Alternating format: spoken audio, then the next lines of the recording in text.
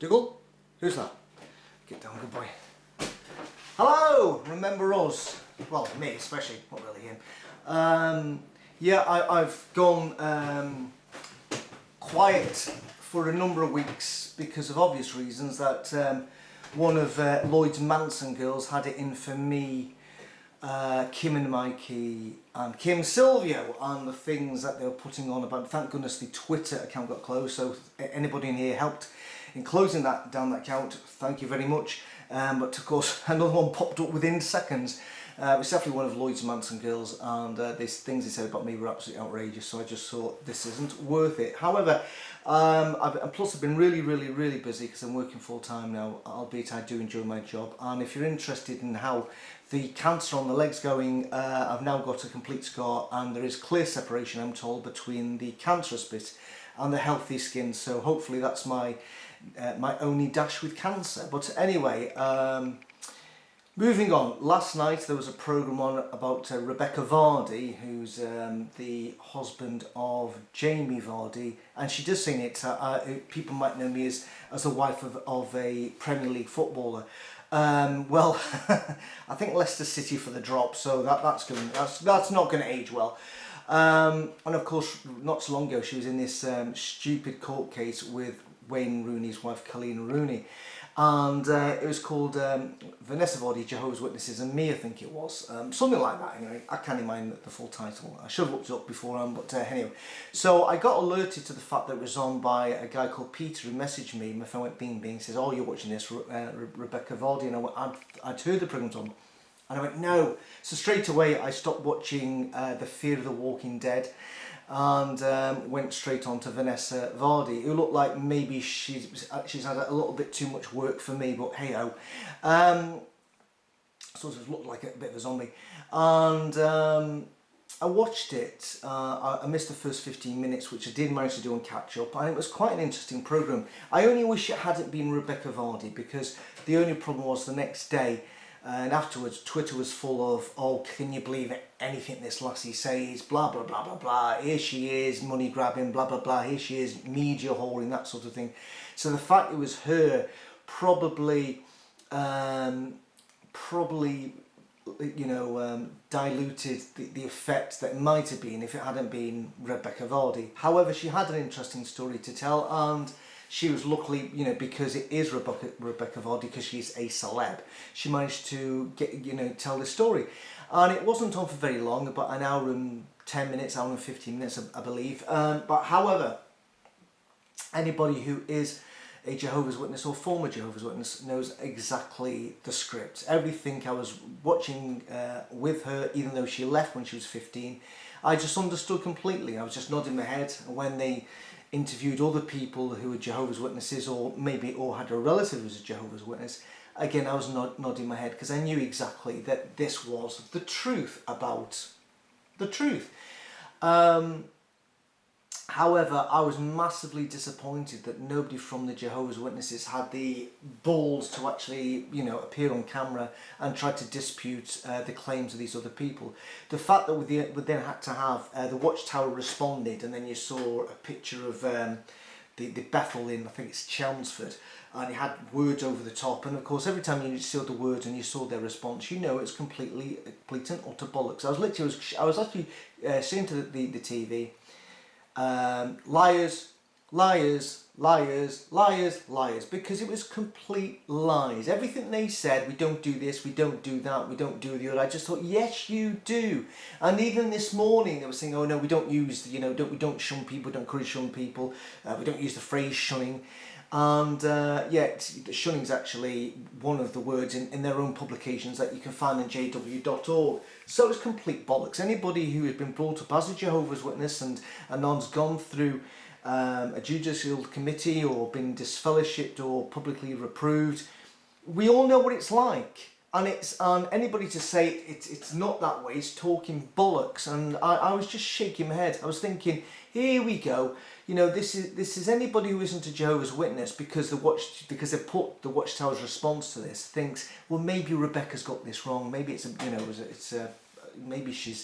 maybe the organisation is correct, but we know they're not. And there's countless stories of people who have, and I personally know of people who've got disfellowshipped by the witnesses and have then gone on to end their life. I know personally somebody who did that. So then to turn around and say there's absolutely no connection between being disfellowshipped or shunning and suicide for the Watchtower to say there isn't, it's just bollocks, because we know there is.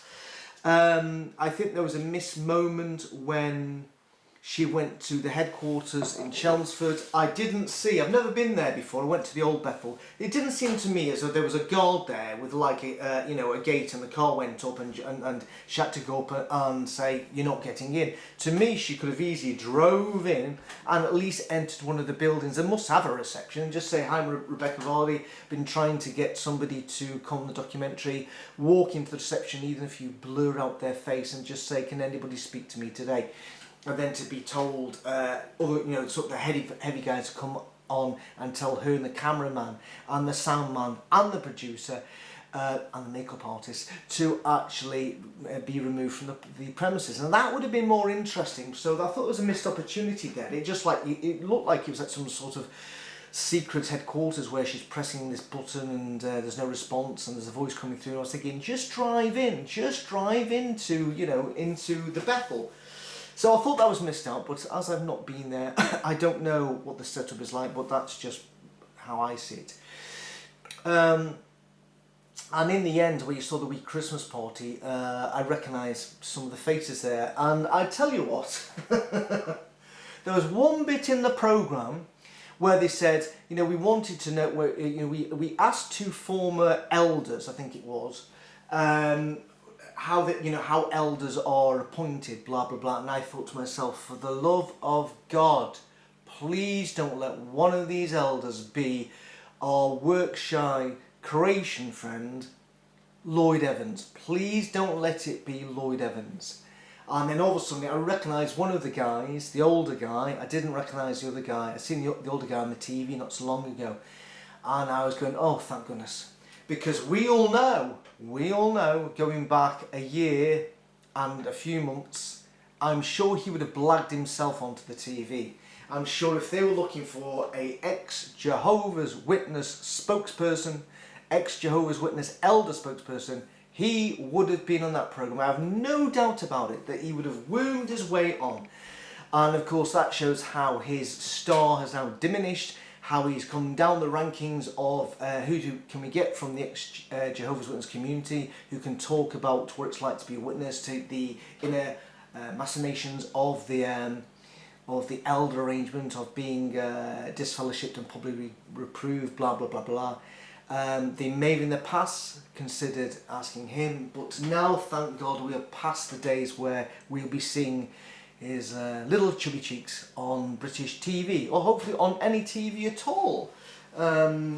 Yes, so that was the blessing. That was the blessing about that programme, that we didn't see him making an appearance. And I bet he probably watched that, and I bet he was probably watching the programme at home with a little pin of Kim Silvio putting pins into it, saying, damn, that was another opportunity, because he has mentioned before that there's things have been filmed with somebody else, and he's been cut out or dropped out, and we know when's this happening, this film, The Truth About the Truth, is finally revealed. I think they've had to cut out everything.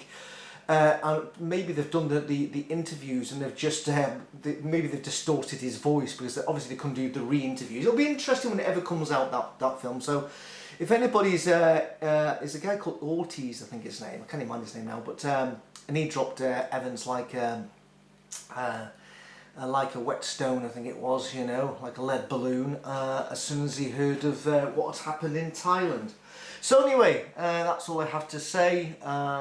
I'm yet to do the response to the person who sent me the letter for the invitation and the memorial. I've not even got round to that. I've been so really busy anyway. So I just thought I'd come back, that me and Dougal would say hello, and I just give my thoughts on the programme. If you haven't watched it, I'm sure you can find it on Channel 4 Catch Up. It is worth watching. And interestingly, I know it didn't end well for Rebekah Vardy saying that at some point that she was abused, but I don't know whether it actually came out. I can't remember whether it was somebody in the congregation. I don't think so, but I can't remember now.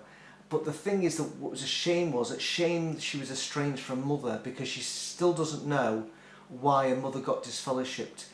It'd be handy if you said, you know, my mum agreed to be interviewed by me, and we say, look mum, what happened, just give the whole process of whether she was disfellowshipped for committing adultery, whether and why they were shunned, and why Rebekah Vardy left at 15. The only thing that was good in her case, she may have been brought up in the organisation until she was 15, but at least she never had to suffer at what the organisation does to you, especially in your teenage years and in your early 20s, as a lot of us had to do, which is a really difficult time if you're a Jehovah's Witness. Yeah, anyway, see you again, and but I don't know where and I don't know when, but I know we'll meet again some cloudy day. It was sunny early on today, it was crap, but anyway, see you later, bye bye, have fun.